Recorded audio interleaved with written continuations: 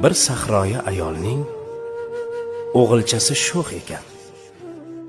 Undan zarar ko'rmagan biror kuni yo'q ekan. Qozondagi taomin tepib qochib ketarkan, meshidagi suvini sepib qochib ketarkan.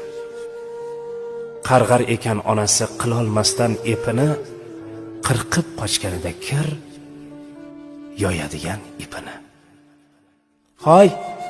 Hoy ipimni qirqmagil, qalbingga ilm to'lgur. Hoy meshimni teshmagil, Ka'baga imom bo'lgur. Hayvon dumin kesmagil, beozor bo'l, to'g'ri yur.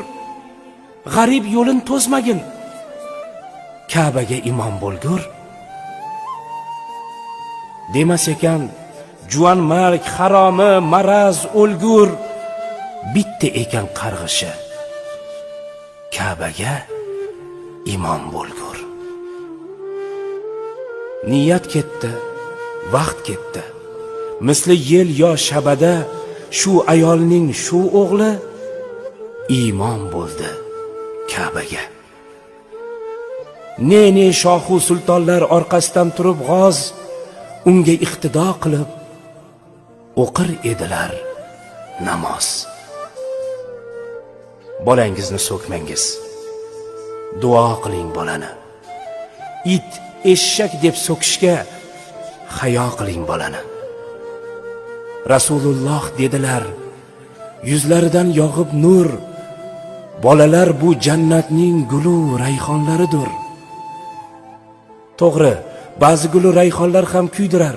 Sho'xligi ortib ketsa, joningizdan to'ydirar. Bobom derdi, bolani so'kish asli emas ep. Jahlingiz chiqsa ayting, nodon yoki xumpar deb. Boy bo'lgur, ko'paygur deng. Aslo demang o'l la'nat. Shuni bilib qo'yingki, so'kinish ham bir san'at. Ixlos bilan qilingan har niyating ushalar. Har gapga ko'kda amin deb turar farishtalar. It desangiz it bo'lib, o'zingizni qopadi. Eshakdan eshak, har kim o'z tilidan topadi. Farzandingiz bilan el faxrlanib yashasin. It eshak fe'llaridan Parvardigor asrasin. Olim, shoir, hunarmand, polvon bo'lsin bolalar. Yurtga kerakli halol inson bo'lsin bolalar.